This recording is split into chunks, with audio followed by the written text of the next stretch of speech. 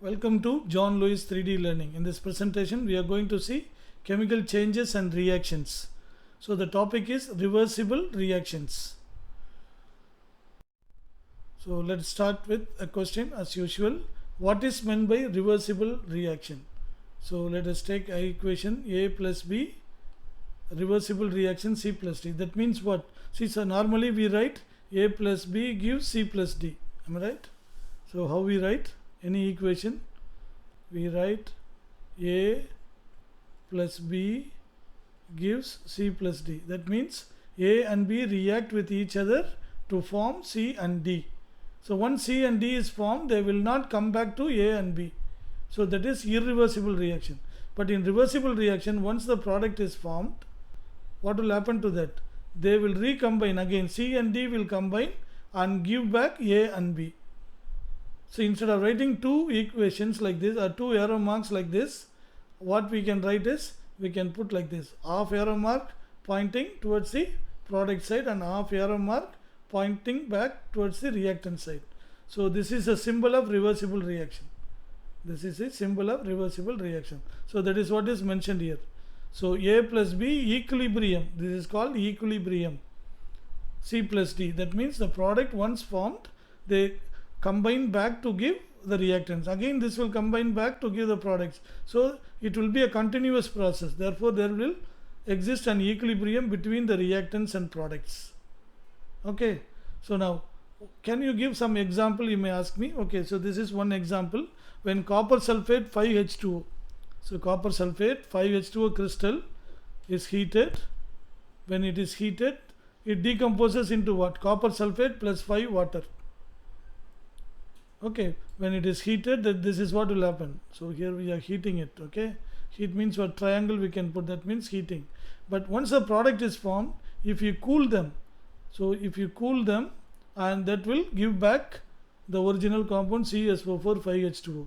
How can you find out this is happening? So CuSO4 5H2O is blue color, whereas CuSO4 is colorless.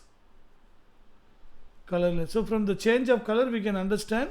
So the reactants and products are going on changing. Okay, so this is what is an example for reversible reaction. Okay, that's fine. But in the exam, what they will ask you, define reversible reaction. How to put it in words? So now you understood, no?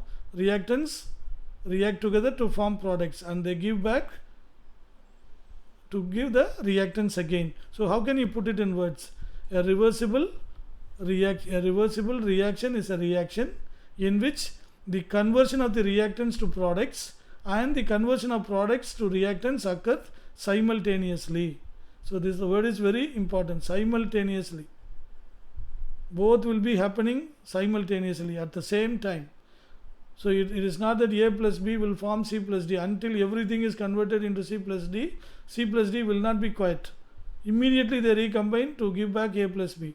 Therefore this forward and reverse reaction will happen simultaneously. So that is the definition for. Now what's the second question? Give example for reversible reactions. Of course we have learnt one example, no? Copper sulfate 5H2O. So what is the second example? Okay, this is a general example. A plus B equilibrium C plus D, or A plus B reversible reaction C plus D. Okay, one thing is iron reacts with steam. When iron reacts with steam, we get iron 3 oxide plus iron 4 oxide, that is both combined together. How you are getting Fe3O4? So many of you may get the element of doubt, because ferrous oxide, suppose iron 2 oxide is formed, iron valency is 2, oxide valency is also 2. Therefore what you get? You will get FeO, because 1 and 1 if you interchange you will get Fe1O1. Therefore the formula is FeO. If iron valency is 3, what is the oxide you will get? You will get iron 3 oxide. So the formula will be Fe2O3.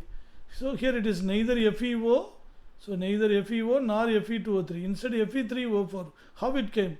So both these iron 2 oxide and iron 3 oxide are formed. So you add them together, FeO, this is Fe2O3. If you add them together, what do you get? So here 1 Fe, here 2 Fe, therefore Fe3. Here 1 O, here 3 O, 3 O's, therefore Fe3O4. So that's what we are getting here. So it's a mixture of iron 2 oxide and iron 3 oxide plus hydrogen. Okay, this is a reversible reaction.